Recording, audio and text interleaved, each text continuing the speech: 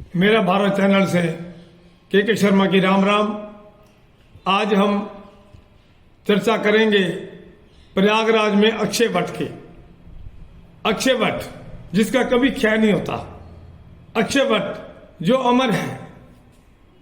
अक्षय वट त्रेता युग से, त्रेता, द्वापर, सतयुग, कलयुग, ये चारों युग ही इस बात का गवाह है कि त्रेता युग से अक्षय वट आज भी वहीं स्थापित है, हरा भरा है। वो कभी भी सूखता नहीं है, उसके पत्ते हमेशा हरे रहते हैं और श्रद्धालुगण उनके पत्ते भी नहीं तोड़ते। जो गिर जाते हैं वो प्रसाद के रूप में श्रद्धालु अपने घर ले जाते हैं। आइए आज हम चर्चा करेंगे अक्षय वट का इतना महत्व क्यों है। अक्षय वट पौराणिक मान्यता के अनुसार अक्षय वट की उत्पत्ति ऐसे हुई कि सृष्टि में ब्रह्मा जी ने सबसे पहला यज्ञ यहीं पर ही किया था, प्रयागराज में। और इस यज्ञ के पुरोहित ब्रह्मा जी थे और यजमान विष्णु जी थे और देवता शंकर जी थे। इन तीनों ने मिलके वह 33 करोड़ देवताओं को भी यहां आह्वान किया गया था। ये सभी उस यज्ञ में आए थे और यहां पर ब्रह्मा जी ने सृष्टि का पहला यज्ञ किया था। और यही कारण है कि प्रयागराज का नाम भी इसी यज्ञ के कारण पड़ा। प्रयाग का मतलब प्रथम और याग का मतलब यज्ञ, अर्थात सृष्टि का पहला यज्ञ जो कि ब्रह्मा विष्णु महेश ने किया था। जहां ब्रह्मा विष्णु महेश के चरण पड़े हों वो तो भूमि पवित्र है ही, और उसकी मिट्टी को माथे पर लगाने से मोक्ष मिलता है। और उसी समय ब्रह्मा विष्णु महेश ने पृथ्वी को ताप से बचाने के लिए शंकर जी व पार्वती द्वारा अक्षय वट की उत्पत्ति की गई।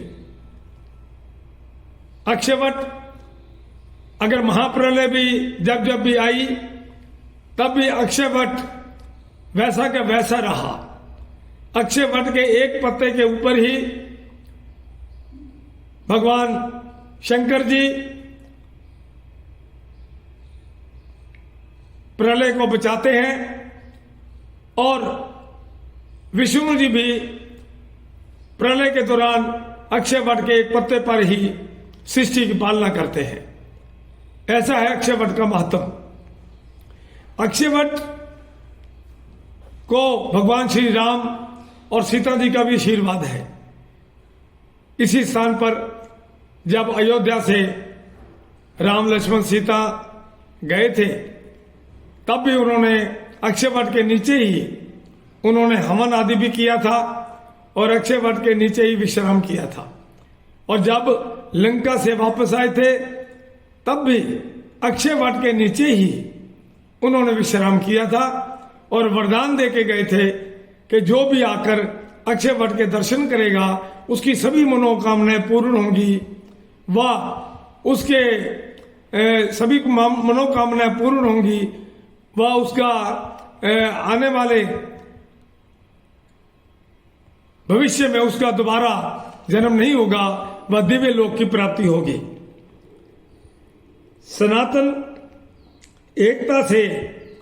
एकता के जो मिशन के अध्यक्ष हैं, राष्ट्रीय अध्यक्ष पंडित अशोक पाठक जी कहते हैं कि भगवान राम जिस समय वनवास के लिए निकले थे तो यहीं पर ही वो आशीर्वाद लेके गए थे, यहीं पर ही उन्होंने अक्षय वट के नीचे विश्राम किया था। भारत के पवित्र तीर्थों में इसका मुख्य स्थान है। यज्ञ समाप्त होने के बाद ही इस नगर का नाम प्रयागराज रखा गया था। इस मंदिर के पुजारी बताते हैं कि अक्षय का शाब्दिक अर्थ है कभी नष्ट न होने वाला, क्योंकि इसे शंकर और पार्वती जी ने बनाया था। इस मंदिर का जो धरती का जब भी प्रलय होता है तो भगवान विष्णु बालक का रूप धारण कर इस पत्ते पर जन्म लेते हैं। भगवान विष्णु माधव रूप में वहां विराजमान है। आप जब भी अक्षय वट के दर्शन करने जाएंगे, आपको प्रवेश करते ही माधव रूप में भगवान विष्णु का स्वरूप वहां दिखेगा। इसके अलावा अक्षयवट में जाकर के अक्षयवट की जो जड़ें हैं आज भी मां सरस्वती जो कि नीचे बह रही है उसी में समाहित है। और इसके अलावा अक्षयवट सदा हरा भरा रहता है। अक्षयवट की जो लटें हैं वो भी नहीं बनती, वो लगातार ही सजीवता रूप में रहता है। अक्षयवट में लोग जाकर के लाल रंग की धागे को बांधते हैं। वह अपनी मनोकामना पूरी करने के लिए अक्षयवट से प्रार्थना करते हैं और उनकी मनोकामना पूर्ण होती है। समय समय पर मुगल बादशाहों ने बहुत कोशिश की थी कि अक्षयवट को समाप्त किया जाए, लेटे हुए हनुमान मंदिर जी को भी यहां से हिलाया जाए। एक बार कहते हैं जब अकबर का किला बन रहा था तो वो दीवार में बीच में लेटे हुए हनुमान जी आ रहे थे, तो उसने लोगों को पैसा देकर कहा कि इस स्वरूप को हटाओ थोड़ा सा, लेकिन हनुमान जी वहां से नहीं हिलाए जा सके। तो अकबर इस बात को मान गया कि हनुमान जी में शक्ति है और उन्होंने अपनी दीवार एक दूसरे तरीके से लेके चले गए। आज भी अगर हम देखें वहां पर जो उस किले की दीवार है वो टेढ़ी है, दूसरी साइड से गई हुई है। ठीक उसी प्रकार अक्षयवट को भी बहुत ज्यादा नष्ट करने की कोशिश की गई, लेकिन कोई भी अक्षयवट को नष्ट नहीं कर सका। आज भी अक्षयवट के जब दर्शन जाते हैं करने के लिए, अंदर ब्रह्मा विष्णु महेश के स्वरूप हैं, तीनों की प्रतिदिन पूजा होती है। इसके अलावा सप्त ऋषियों समेत 43 देवताओं के अक्षयवट मंदिर में स्वरूप हैं और उनके भी दर्शन किए जाते हैं। अक्षयवट मंदिर में आज भी पुजारियों का कहना है कि यहां पर जिस भी श्रद्धालु ने आकर अपनी मनोकामना रखी, जिस भी श्रद्धालु ने आकर प्रार्थना की, उसकी सभी मनोकामनाएं पूर्ण हुई हैं।